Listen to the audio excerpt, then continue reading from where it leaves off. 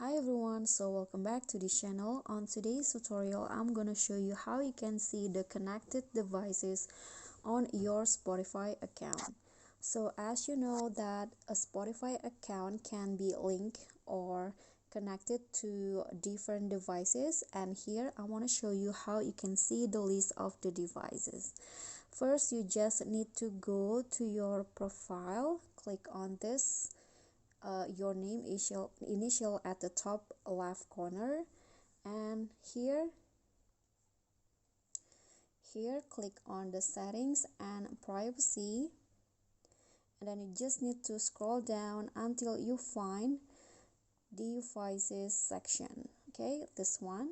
And to see the list of device, you can just click on connect to a device, and there you go. Here the current devices that are connected to my Spotify is my laptop and also this phone that I use.